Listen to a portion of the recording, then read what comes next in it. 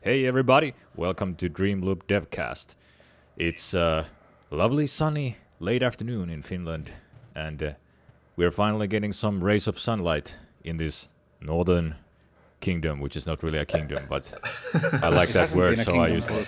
That's a good intro. It's never What he's been a trying to kingdom. say, what he's trying to say is that we don't really have any topic to talk about, so we're trying to figure it out as we go. Weather Yeah, is we're just always- using our sexy voices to cover up for that fact. Yeah. So. and weather is Talk for always yourself. always a good topic. So, what's your favorite weather system in games? Oh, hey, good. Yes, Good one. good one. No, everybody has. That's to think. most likely a modded one. Maybe. So, are we going to talk about goddamn Skyrim again? Welcome to Dreamloop Skyrim cast. where we I talk think about- Dark Souls has very good weather. It's a Dark Souls of weather systems. Yeah. Does it even have a dynamic weather system? I don't think so. No, Yeah. no, it doesn't. Not that I know of. And actually, to answer Ville's question, how is it that in Bethesda games I feel like if it starts to rain and I try to pass the time to wait for the rain to end and I go to sleep, the rain will still continue even if I sleep like 7 or 8 hours. Yeah, that whole system seems to be a little bit weird in how it works. Because I seem to notice the same thing too. I think it might be that the event for stopping it doesn't fire if you don't actually move to a different area or whatever. Because I think if you fast travel, then it usually stops, for example. Or if you go to a cave and come out of it. Or something. Yeah, true. That's Yeah. the thing now, because I've been playing with mods, and I have this weather mod. So whenever I go inside, they've changed the sound of like rain hitting the ceiling, and for some reason it has this effect, this like where like the sound, like the hum, kind of like drops in pitch, like, and it's kind of like this shepherd tone type of thing where it's infinite dropping. Like it Oh. fades in another loop that again drops, and it's super noticeable. Like there's almost like a pitch. It's really weird, and I'm not sure if it's like I have some conflicting mods or whatever, but it's super annoying because it's super compressed sound, and it's kind of like it's hard to describe, but it has like an actual note to it. It's very, very irritating. So I try to not be inside when it's raining. Yeah, it's a feature. It's a feature of probably one of the mods that I have. Yeah, but that's like a recurring thing to me. I mean, I feel like even if I fast travel, the rain even still continues. And this is the same thing in Fallout 3, Fallout New Vegas, like Oblivion. And if I try to roleplay in those games and pass the time, like sit on a chair and wait, and then the rain still continues. I'm like, I waited for 14 hours, so I guess I gotta continue the quest already. But that is actually very realistic. So if you actually are at home and you want to go outside and it's raining and then you start waiting for the rain to end, it never ends. Yeah, that's true. It's a But you can't feature. but you can't just like wait in the same way in real life that you can in Skyrim. So I guess that it had to gamify it a little bit. So Yeah. otherwise very authentic. Very Anyway, realistic. But that's also an interesting point though about weather system is like that you would want to wait, for example, when it rains and stuff like that. Like that's I mean it's turning into a Skyrim cast again, but like it's one of those things where like certain weathers and especially like during night when it's raining, it gets super dark. I mean, this is not necessarily just a Skyrim thing, but in general, that's an interesting thing because sometimes that can be super annoying. And it feels to me it's super divisive because some people love it that it's when it's night it's super dark and you can't really see and stuff. But then for some people it's like, oh, I guess I'm gonna wait and try to get rid of this. It's just annoying. I've noticed that I usually in these games don't travel out when it's nighttime or raining because it's just you can't see anything when it's dark and it's very everything looks so gray and dull when it's raining, so it's much nicer to go out when it's sunny or maybe a bit overcast or especially in Witcher 3 I like to go traveling during the sunset and dawn. Because it's so pretty. Yeah. Yeah, in you get Witcher, this- Witcher for me it was too like I want to be moving when it's nice weather and I can see where I'm going or whatever. In Bethesda games, I tend to go around during the night because I like to play sneaky characters and it's easier to sneak during the night. Yeah, that sunset or sunrise thing is it's a bit of a theme in racing games. For some reason, whenever you have variable time of day in racing games, then you have like developers choosing when your races are. For example, they are always on sunrise or sunset because the lighting looks very nice. But as a driver, it's horrible because the sun is hitting your face basically. Yeah. You can't see anything, long shadows, and you're missing your braking points and everything. It's horrible. And then if the game also has like if during the nighttime it has been raining and there's like puddles of water everywhere, and then the sun is rising and then it shines your eyes, like the sun itself shines in your eyes, and then the puddles of water also make this like glare, and then everything is just white on screen and you can't see anything. Of course, it's realistic, but still. Or what's that effect on asphalt when it's like super hot and it's like the like light reflects off the surface as if there's water, but there isn't really water. I'm not sure if there's a. It's not heat haze. It's mirage, I think. Yeah. I guess it would be a mirage. Yeah. Yeah.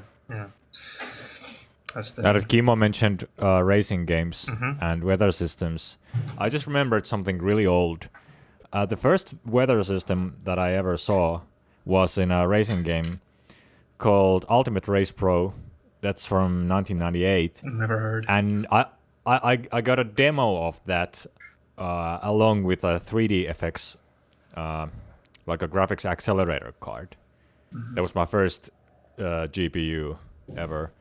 And that game has a weather system that it turns. Well, it's not so much of a weather system to be precise. It's more like day and night system. But I think you can see some weather things happening as well. And I was pretty amazed to see it happen inside the game. It's not even nearly like realistic how fast it changes, but it doesn't matter. It was pretty cool to see for the first time. Oh, so it was dynamic. Yeah. That's pretty interesting. So you start a race and during the third lap it's already nighttime. Yeah, like this. yeah. I mean that's the way I remember it, and I'm pretty sure it was that way. But actually, I'm looking through some YouTube videos of the game, and it's not changing. So maybe I'm just remembering it. But maybe like it was like you said, it was a demo with the graphics card, so it might be just like some possible bull shots. Yeah, but going back to the original question about the nicest weather systems, I could say that the recent like the top system in any game, I think it has been in the Project Cars 2. They have this system where they actually simulate how water like drains and runs over the surface of the track. Oh, which is rather impressive. I haven't played it myself. Yeah, I haven't played it myself.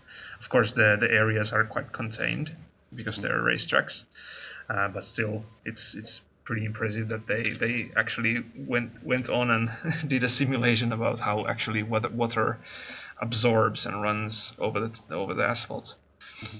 Yeah. Other one that has similar things is the Breath of the Wild, which actually has these areas where when it's raining, the water level will rise and there will be like a sort of a lake there. And when it stops and it takes a little time, the water goes away and the ground from underneath the water is shown again. That's pretty neat. Yeah, and there's lots of these like the weather itself actually changes how you play the game. Which is something that doesn't happen too often. For example, in Skyrim, it doesn't make any difference if you don't have like the Frostfall mod. Or if you don't have... There's in vanilla even, I think there's the perks where in Destruction that certain magic deals more damage if it's raining, or like lightning magic deals more damage if it's raining or whatever. But it's completely inconsequential.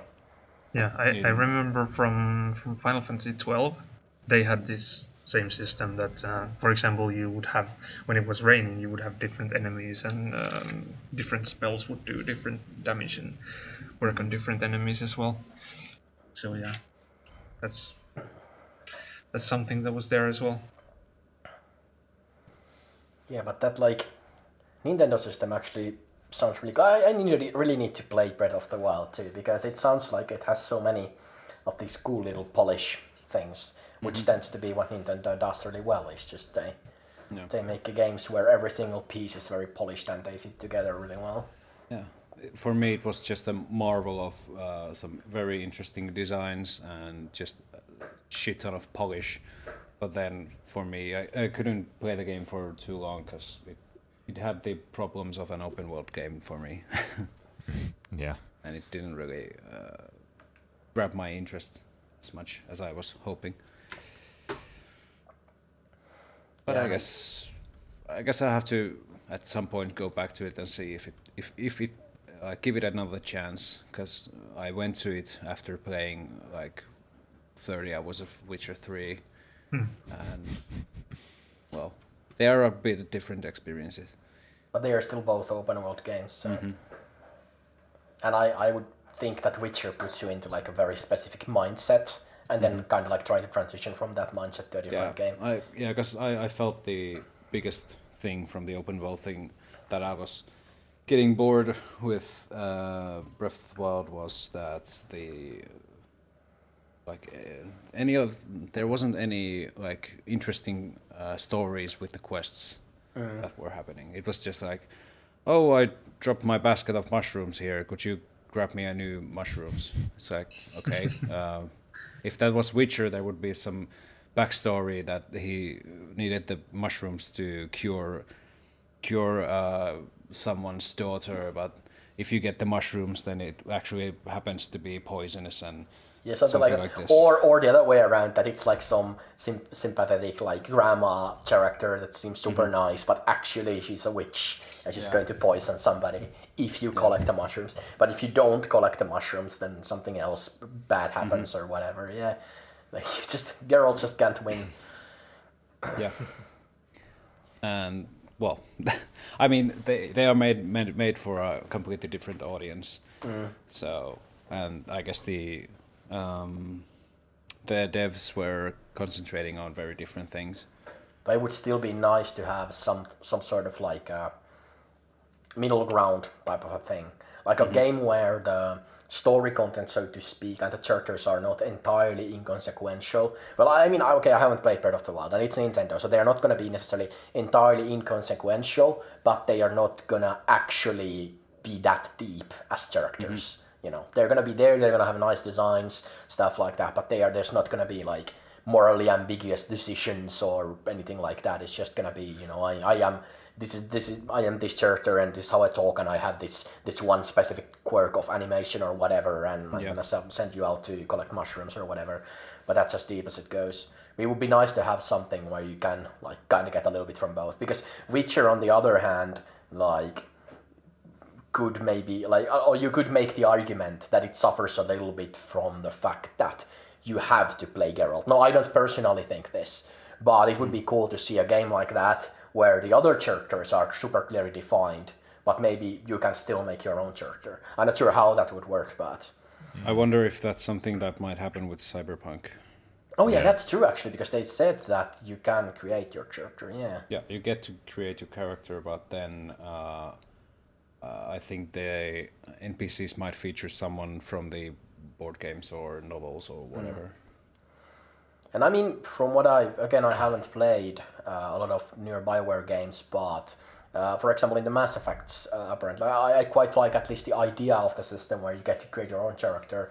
But basically, it's kind of like you're either male or female, you can change your appearance, but like story-wise, you kind of have a couple of distinct paths. But I think that's still better than not having anything at all, really. Like not having any personality whatsoever. Like taking, say, Fallout 4, where basically I guess they try to do the same thing, but there just isn't really anything. I mean, we already discussed this in the show, I think, but it's quite a thing. The whole like sarcastic personality type, which is apparently a thing. And Yeah, I noticed that. I don't know if I mentioned in DevCast, but I went through Fallout 4 recently, and I have to say I noticed that there is just that one personality type of answer, like the sarcastic one, and then there, of course, yes, there is the like being nice, and then there's the being indifferent. Yeah. And that's But it. being Like nice, that's it. But being nice is like super uninteresting. You know, like it's really just like, I don't know, like it's just bland. And then the being indifferent is probably even more bland. So basically, the only actual way of actually having a character is to be sarcastic, which is a bit weird. Because why just not then do the Witcher 3 thing and just your character is this sarcastic dude who just doesn't give a fuck, and then just go full on with that and actually at least have that work. Because now Maybe it's there's kind some kind of a like maybe there's like an internal conflict in the like designing how dialogue and the character responses work in that game, because I never had that problem where I felt like being nice was bland, but that's because I didn't want to I didn't want to create a specific character, so to speak. I mostly just kind of played the game, and I guess I was immersed in it or something. Yeah, I mean, Like- it worked for me too, because I like to play, personally, I always, especially my first playthrough, I play like a good character, and I want to be a nice guy, and I want to be a friend to everybody, stuff like that. And I think that's kind of what they banked on, in that most people are probably gonna do that. And for those people, you are not gonna notice that you don't have options, because you would pick the nice options anyway. Like, so it wasn't that bad for me necessarily. But at some point it was like, I don't have any nuance to anything. Like, I mean, even if I play good character, I appreciate situations where I have to make a decision.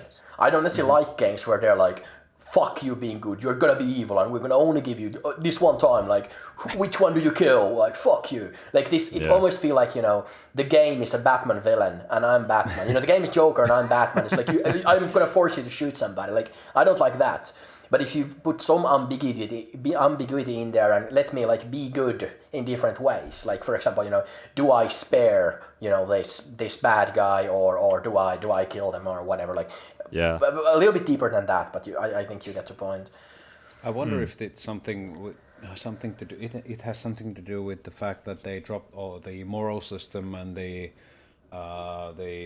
New Vegas's affection system with the different factions. I mean, New Vegas was, of course, not Bethesda, so there's that too. But they could have sort of took. Yeah, they could have, and they probably should have. And they kinda, in a way, have that, because they kinda have, the Brotherhood, and they have the Institute, and they have the blah, blah, blah. But, like, they're not really factions, and they don't really react to the things you do if they are not scripted. They do react to scripted things, but, like, outside of that, it's quite...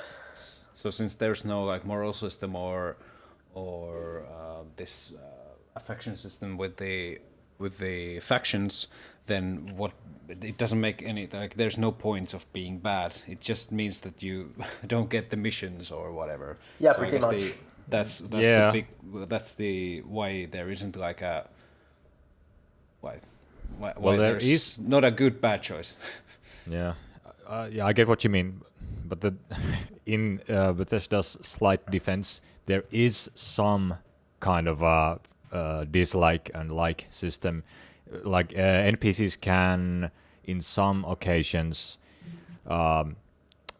it can depend on what you did before and what your like standing is, and their reaction to your choice within, like, for example, ending a quest in a particular way. The NPCs might leave your party, or they might I suppose they might even attack you. The companions. But it's only with the companions. Yeah, and because I don't ever do use companions, because they just get stuck Same and here. mess everything up. Yeah, that's fucking annoying. Yeah, so it's kind of like, because from what I understand, if you play it with a companion, it becomes a lot more immersive in that regard. So I think what they banked on is that everybody's going to play a good character, and everybody's going to play with a companion.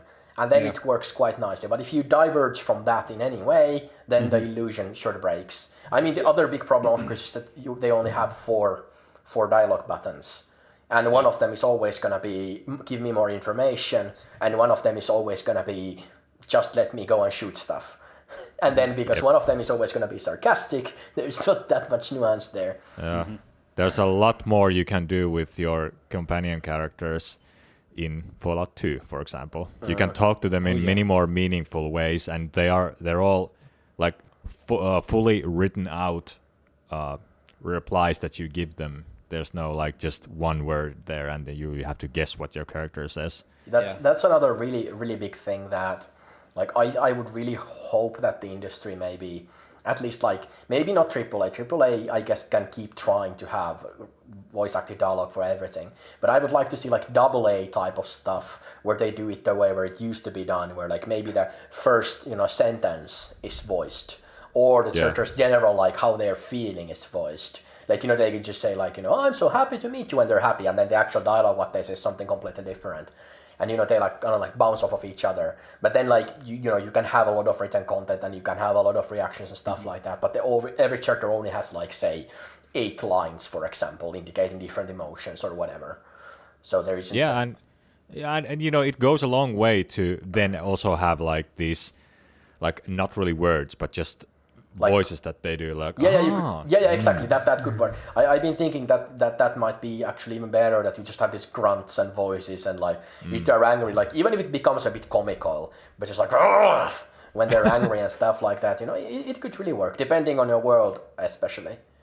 We need to have the way that in Mass Effect universe the L-Core talk, so we could have like Microsoft Sam talk like I'm very amused. And then they say the line that they were going to say. But this is something I've been really thinking about. Though actually, it's like voice synthesizers, because they've been getting quite okay.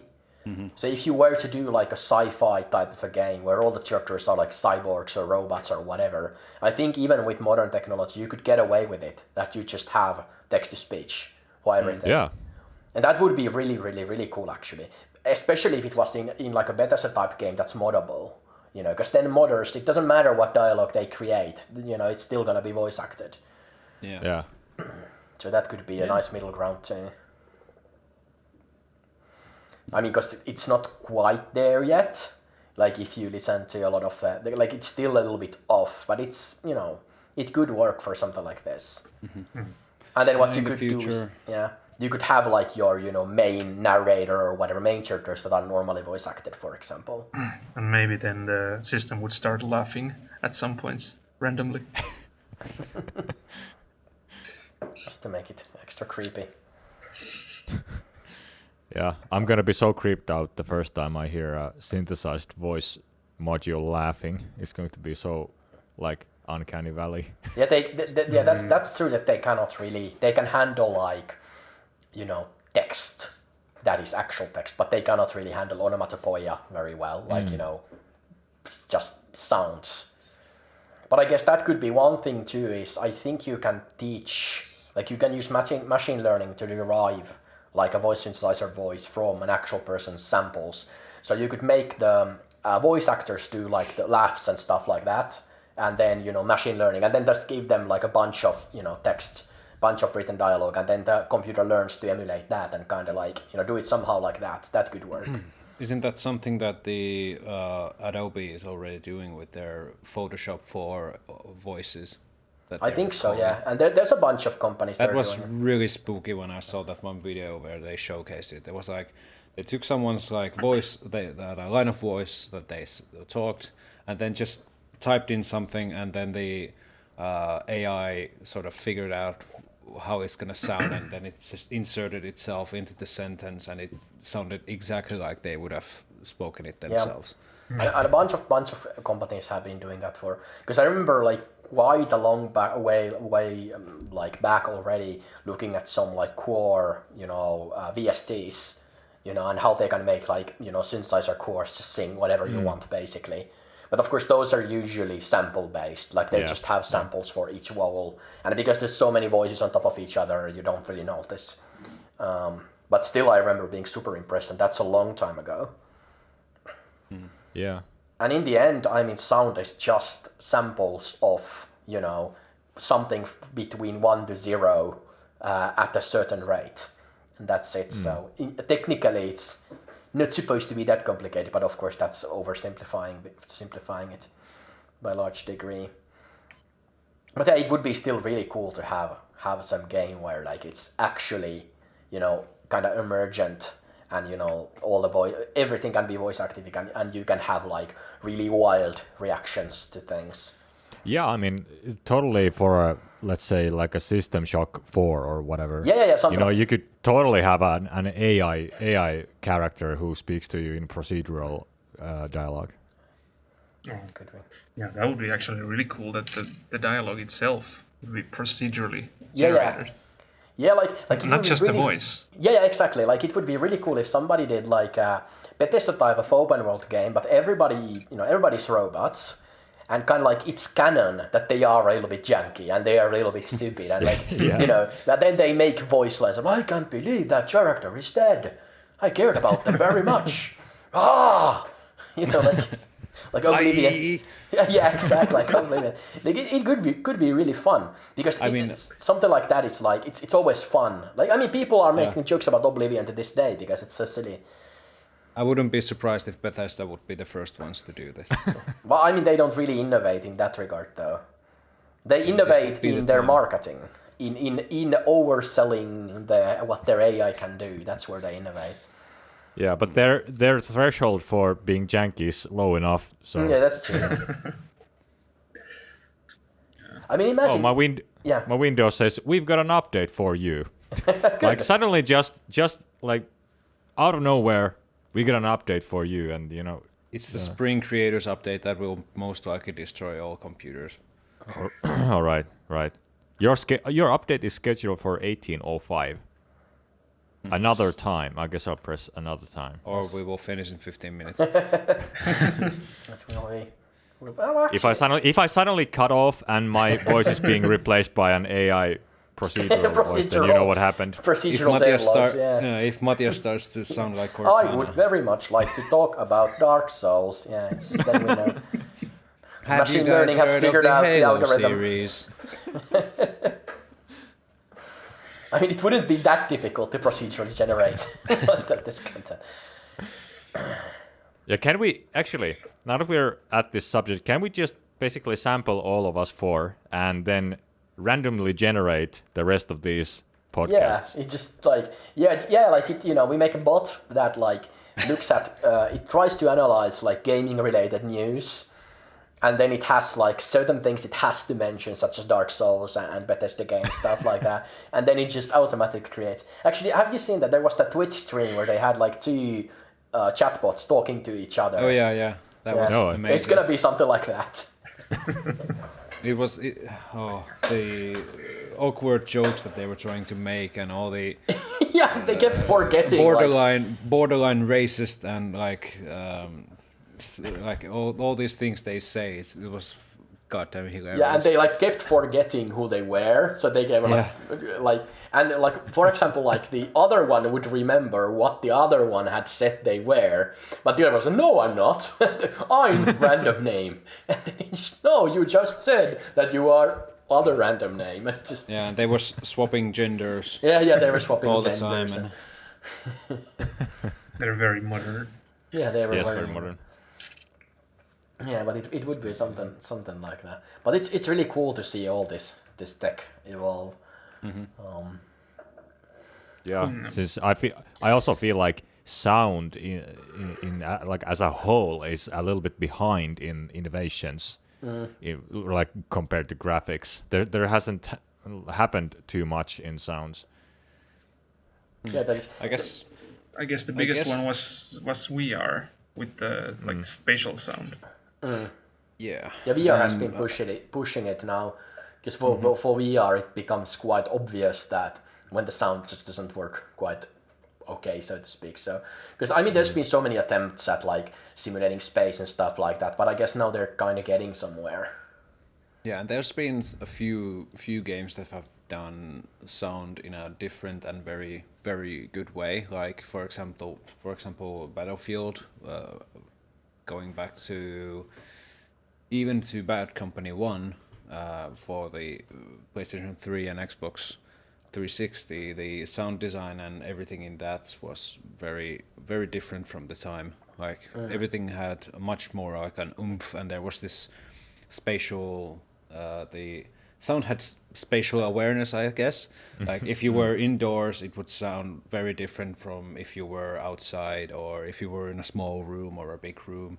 And I think Battlefield is the one where, like, for the gun sounds, they like had like some ridiculous amount of microphones, and they actually recorded the guns, and like they had all over the place, microphones, and then in game it like picks the relevant sample based on where the gun is compared to you, and of course then they apply all the processing to it too. But even just the samples, they have a ton of.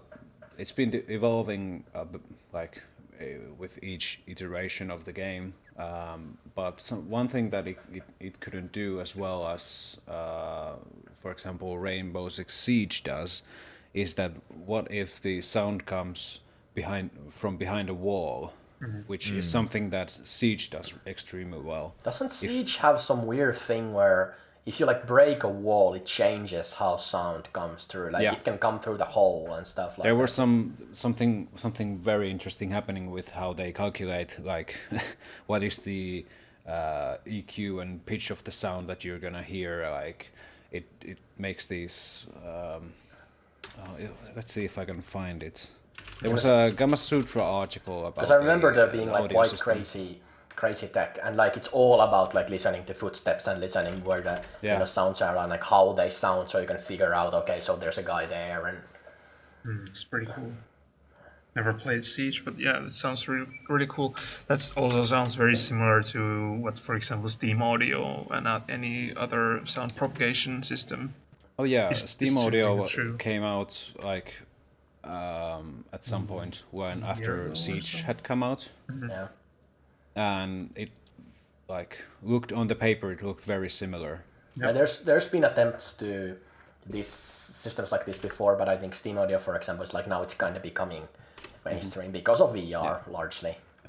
I sent you the Slack. I put the article where you can see what's happening. Like there's like multiple spots in each wall. Like if there's a hole made in the wall at that area, it will change how the sound is played to the player. Yeah, and so all it's these kind of like things. reflection probes for sound in a way. Yeah, that's awesome. That's pretty much the idea. Yes. Yeah, that's the kind of the thing that I'm talking about.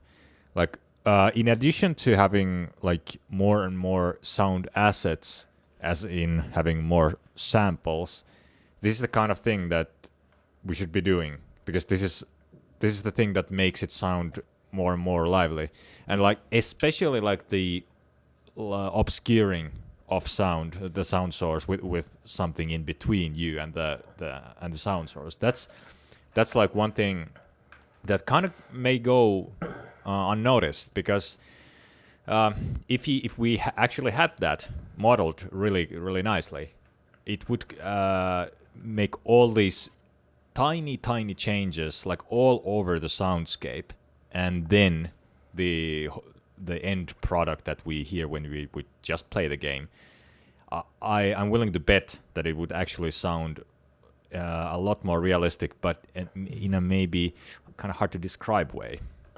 Yeah, I think one thing hampering our like the evolution of audio in games is that people have god awful audio equipment. Yes, that's in they general. keep buying the goddamn gaming headsets. Yeah. Or if they even have worst one, audio. they might just play from. If they're on a console, they might just use the speakers on the television or whatever. Or Especially because that's something that people. It feels like people don't really respect audio as much as they respect visuals for whatever reason. I'm not sure if it's like that it used to be this way and that it just has kept on going this way, or if it's that the consoles pushed the graphics at some point, so people were buying larger, more expensive TVs, so they. But can even see there, the like visuals. people don't really know what they look for. They are just, this is a bigger and more expensive TV.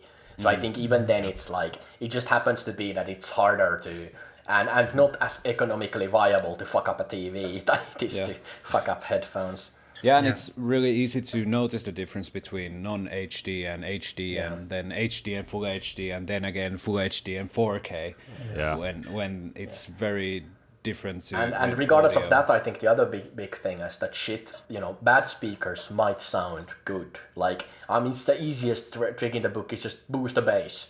You know, just fucking have a lot of bass. And then nothing else really matters, And they're like, oh, this song sounds so fucking good. It's so powerful. Yeah. Yeah, of course, there's also the fact that, well, we humans are much more in tune with our visual senses than the audio sense.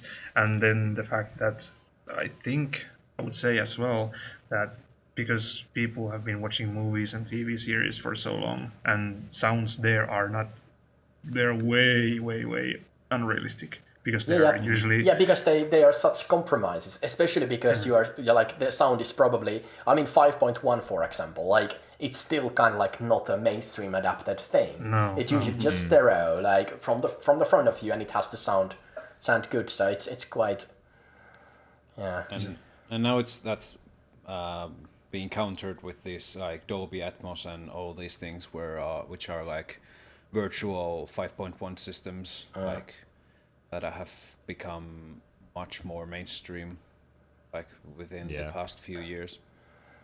And it's like history repeats itself, because in the past there have been like tons and tons of different kinds of media, like sound media, where multi-channel like surround setups have been possible, but they just never broke through. People never bought them. People never got the equipment to use them because reasons. It's kind of a shame. But I on the other hand, I totally understand that it's a whole different thing to set yourself up with a 5.1 listening system that is like tuned correctly than it is to set up a normal stereo. Yep. It's a lot of work to get it right. And then you get the whole thing that people might be conditioned to think that something that's just objectively wrong. Well, I like it, They like it. And then you get stuff like loudness war, for example, which is a completely ridiculous thing where like music just has to. I mean, there's been a big counter push to it now, but like especially a little bit back, like every song just has to be mastered to be like as loud as possible. Because if you don't do that, the other guy is gonna do that, and then your song is gonna sound like shit to the average consumer after their song that was super loud. Yeah, so it's and also that happened with BioShock Infinite, and it's a shame because that game is like super fluid. It's so nice to play, but the sound production in that game, I mean the sounds themselves are great, but they sound like they're mastered to like zero digital so hard that having headphones on and playing the game is almost a little bit painful because the sounds are so super crisp. And I bet that they did it because the game was also supposed to be a big thing on consoles where people sit on the couch many meters away from the TV, and you had to hear everything really loudly and clearly, so they compressed everything. And it's just a shame. Yeah. But I guess I should play through Infinite again now that you mention it. It's been a long time. I mean, I kinda remember liking it in a way, but I like like for example the little string hits they do when you do headshots and stuff like that. I remember liking like those bits. But it is true that if I think about it, like I do remember it being very like compressed or whatever, very like really in your face, compartmentalized the audio. Yeah, but it's a good game. And I remember saying in a previous devlog or devcast that I didn't like it as much as the previous BioShocks because Infinite was already too polished, and I still think so. It's still somehow it's so kind of easy to play, I guess. I don't know how to explain it, but it's somehow lacking some kind of grit and some kind of it's lacking something that the other previous ones had. I mean, but it's still a fantastic game. Super like streamlined, at least. Yeah, streamlined. Yeah. because like you don't really get to mess around, or like you don't really have like it's pretty linear. And then all the stuff like you can only have, was it like 2 weapons at the time and stuff like that, and it's quite. Oh yeah, that's true. I actually forgot that you only have 2 weapons.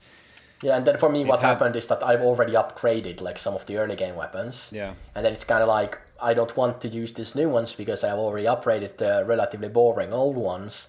And then even if I pick some fancy rocket launcher or whatever, well, I'm never gonna get ammo for it, and then I'm just sabotaging myself because that's 50% of my arsenal that I cannot use most of the time. So it had some really questionable design decisions. I guess because in some ways it wanted to stay true to the originals, but then in some ways it wanted to go with the flow of the trends of the time. Yeah. And then it's just made this very, very not well working. Like it would have been. compromises. I bet it would have been a lot better game if it had come out after the new Doom. Because the new Doom was kind of like the turning point where like it doesn't matter if you can carry 10 guns. It doesn't matter if you don't have reloading. It doesn't, you know, just make it fun to shoot stuff. Yeah. Because Bioshock, I think, would be a perfect game to do, like especially Infinite, because it's like you go around on your skyhook rail things and stuff, like you use your pseudo magic power, stuff like that. Like that would be a perfect game for Doom type, like just keep shooting, and it doesn't. Only weapon that needs to be reloaded is the shotgun, and it's Now that you guys mention it, I think one of the reasons I like all these old shooters is the fact that you can carry all your weapons at once after you found them. Now, like, I remember playing some later games where it was like cool, like, where you had to decide which guns you carry along. Like, for example, Fear. Like you're given the choice to change up your weapons quite often and often enough, so you won't get bored or anything. But there's still something really cool about being able to carry everything at once and not really caring, and being able to switch to whatever weapon you want in order to complete a combat scene in a flashy way if you want. And and like maybe certain enemies you like using, certain weapons are better against them or whatever. Like the whole being restricted, it works if the game is built around it. Like if it's more a tactical experience and it's supposed to you're supposed to kind of take breaks and think or maybe it's supposed to be a stressful experience where you have to make quick decisions, like which weapon do I ditch. But it becomes super annoying because in a lot of FPSs, you've killed all the enemies in an area. And there's nothing, there's just guns on the floor. And then you're going around like, do I want this or do I not want this? And nothing is happening. You're just walking around and like looting corpses and like leaving guns on the floor. That just kills the progression. Yeah. I think, for example, the 2-weapon system, I believe it was a 2-weapon system, in the Metro series works really well. Because then again, it works with the rest of the game. It's a sort of a survival game. Like you have to collect the ammunition from the ground, like ammo is whenever you can. Ammo is currency, right? Yes. Yeah. Yes. So there's that thing. Like even if you don't use a specific weapon that uses a specific ammo type, then you can use that ammo type to buy stuff, basically, and it's quite a nice way of doing it. But in general, like if you take something like I think Bioshock Infinite is a perfect example. Like it doesn't need to be, because it's not realistic anyway, in any way, shape or form, especially on the higher difficulty. Because none of how the guns work makes any sense. So why cannot you just have all of them with you, or at least a lot more of them? But yeah, I'm really happy that now we're seeing this like. ID has, there's the new Doom and there's the Wolfenstein is smashing games, but it's the same thing too, that just let people have fun and have as many guns as they want and do stupid stuff, and just, if your game is about shooting stuff and not managing, your resources, if it's a shooting game, then let people shoot. Have you guys played Rage? Yes. I haven't actually. Do you recommend it? It's it's hard to say yes or no to that. It's it has its it has its good points, but then there's also lots of bad design calls. So if you have it already, or if you can find it for relatively cheap and you're not super crazy about it, then go ahead and try it. But if you had to buy it full price, I probably wouldn't. It's not that incredible. Yeah. Okay. Especially now if you play it after like Doom and the new Wolfenstein games and everything, because it's also sort of falls in between, in a way. Yeah. No, I'm just mostly interested because I'm sort of going through the backlog of id games. I'm eventually. Well, Daikatana is not an id game, but it's still it's John Romero's game, so I need to get through that. And Rage is one of those games that I also didn't play when it came out. Well, it's a very interesting. If you wanna see the evolution of id, then it's a very interesting game. Yeah. You can see some things that actually carried on to the new Doom, things that almost got into the new Doom. That's by the way, have you checked the NoClip Doom documentary? Yeah, I started watching, and I think I watched like 3 quarters. I had to stop midway the second episode, but I'm gonna finish it soon. Yeah, because there's also like you can, if you play Rage and then you play the new Doom, and when they explain what almost happened to the new Doom, it makes like complete sense. And and when they show you some clips of the prototype for the Doom that we never got, you can see where they were going with it. But yeah, otherwise as a game, it's really mediocre, at least in my mind. But as a history piece, it's very interesting. Yeah. Did it have like non-dynamic shadows or something? Did I remember wrong? It was I think, first id game to use the mega textures. Yeah, for it example, had and that. didn't have.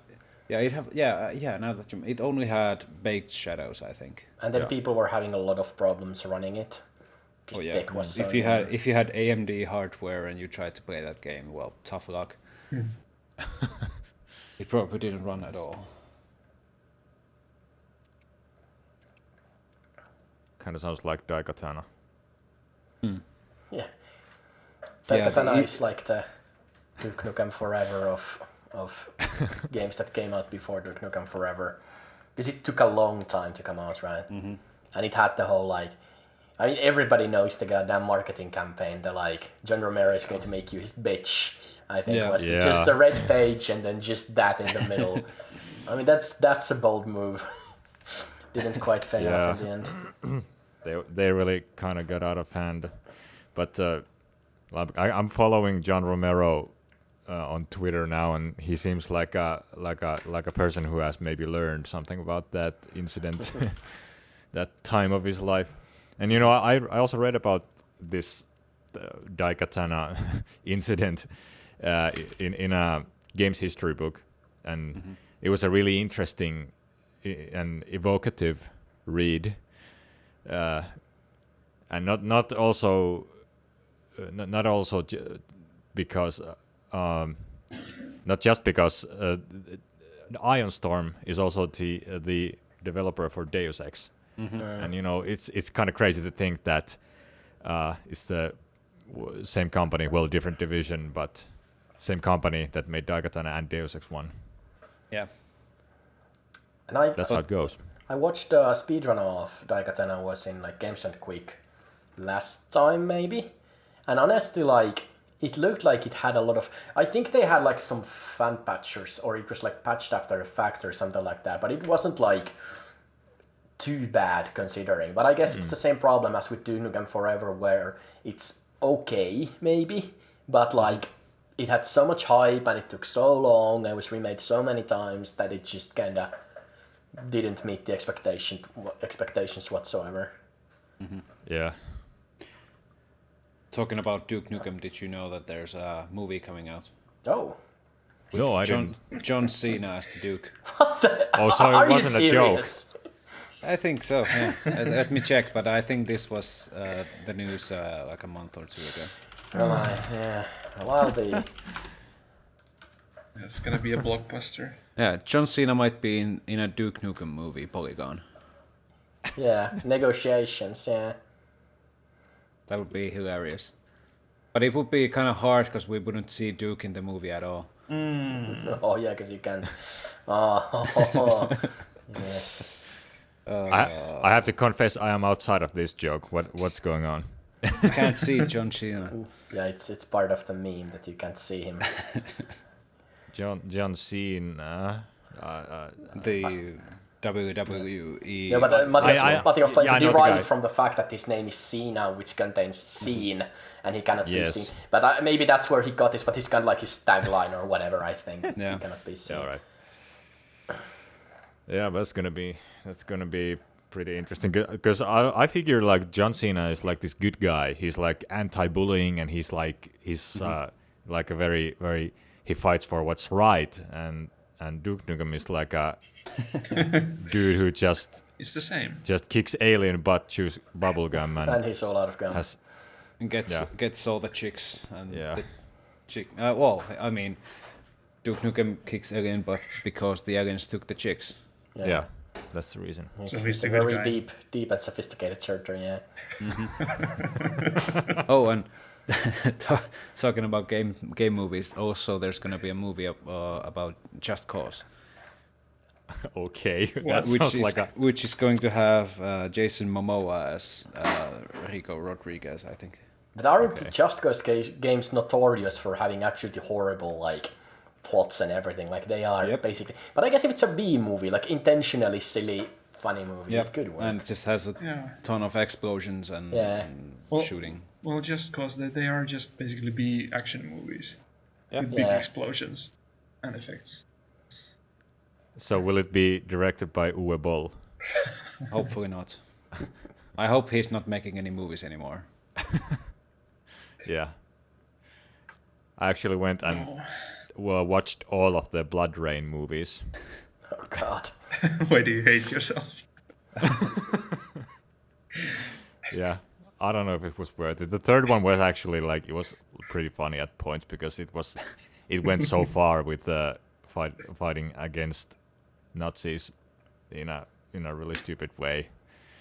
Cliche, so it was kind of funny at some points, but the rest of the series was pretty strange. And they also they changed the main actress after the first movie already, I think. So yeah. Oh.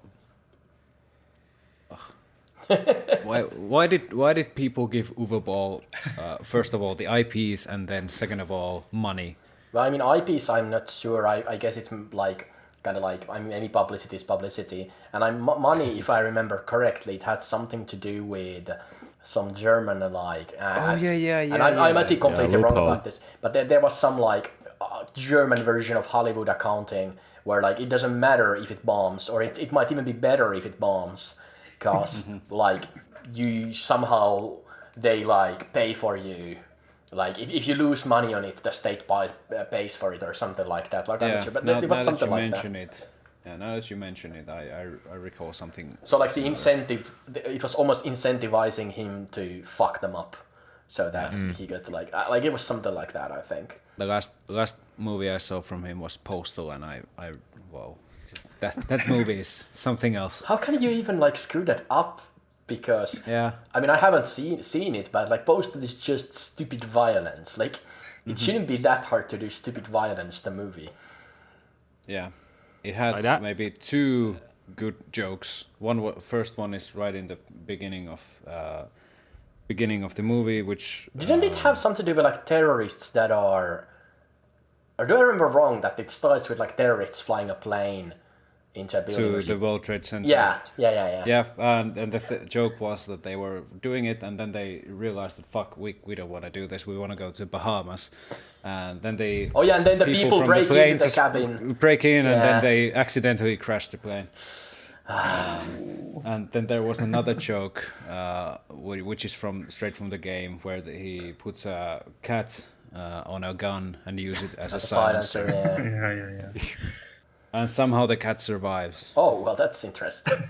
Yeah, I don't Yeah. know cat anatomy and everything. I don't know. Yeah, I mean, like it survives in the game also, like in Postal 2, it survives a couple yeah. of shots.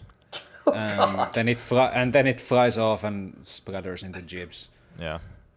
So that's Postal 2 for you. Fun time. In fact, Postal 1 is quite different, and I wouldn't be actually opposed to watching a indie movie about it, because it's actually super dark, and it's really actually depressing if you play the game and kind of at least try to take it seriously, because that's like, it's not about crotch jokes. It's about like really what sounds like madness. Is Postal 1 the one where you can technically beat the game without killing anybody? I don't think so. It's one of the Postal games where in every level, like, one was like you're waiting on a queue or whatever, and you just have to wait like some ridiculous amount of time, and then you just beat the level, for example. So you in Postal 2 there's a quest where you wait in line, but that's they aren't levels. That's like an. Sorry. So it's more like Yeah, and Postal 1 is a top-down game. I just remember that in one of those games, I remember reading an article that I'm not that familiar with them, but that you can beat the whole game, like beat all the quests or whatever, without killing anybody. So it's kind of like a commentary that the player will snap and start killing people, even though they don't absolutely need to. Now that you mention it, I think you're right. I think that's Postal 2, because now that you say it, I think that's how they advertised it. Yeah. And like the idea being that eventually you're gonna snap because the game gets so freaking ridiculous, like it does in the end. Okay. Like everybody gets more and more, like the different factions in the game get more and more hostile towards you and start shooting at you for no reason at all. Like the game is divided into days, and when you get to Friday, everybody shoots at you, and it's actually raining cats from the sky, and they hurt you. Like it's actually quite genius how absurd it gets. And if there wasn't so many like idiot jokes and so much like toilet and so much crotch jokes in there, it might actually be a pretty crafty game, but it is what it is. Yeah, and about Postal 1, I mean, they made a Redux version, like they built the game on a new engine and released it on Steam like last year or something. Yeah, they did. And then I guess like some people have been saying like the game Hatred is basically like Postal 1, but it's not quite, because Hatred doesn't have any of, like, it has no nuance. It's just like kill people and that's it. I mean, Hatred is a like shitty clickbait game made by some random, I don't know, they're probably from some ex-Soviet country. And it's just, from what I've seen, like, it's absolute garbage. And the only reason it basically got anywhere is because of the controversy. And they just, because it's not even like it shouldn't even be controversial is the thing. It's not really that dark comparatively. But it's they just themselves jerked it off like, oh, it's so edgy, you kill people. Like, whoa. I mean the game had some like redeeming factors. For example, the lighting in the game the game itself looks. Well, I mean, nice. it's Unreal. So yeah, it's just stock stuff. I've seen very bad. Yeah, well, that's true too. Yeah. I mean, it's not the worst. It had thing. some interest. It has some interesting like the destructible environments and such, but yeah, the game, like the whole game, is not good. It's just like probably all the sales have gone to some edgy teenagers, probably, but. So is this a top-down game? Yeah, it's a top-down like Postal-like game, but with like considerably less smart, and also like the thing is that in Postal you are definitely an like you're not even an anti-hero. You're kind of a dick or whatever, and it's just a dude. But Hatred is like has this kind of like, it kind of almost fetishizes the main character. He's this edgy. Dude who's gonna avenge, the shitty society or whatever. Like, and it doesn't even do that in any way well. It's it was just bad. Yeah. Plus, there's some shady things going on with the devs, but let's not dive too deep. We're already like approaching 1 hour of content. Yeah. Oh yeah, this was a very good conversation on the weather system. Yes. Well, it was just a starting point. Yeah. All right. Well, I think we should wrap it up here. So, thanks for the weather chat and everything else. And let's keep going in the next episode. Yeah. So, Yeah. hear you all then. Yeah. Bye bye. Yep. Bye. See ya. Bye.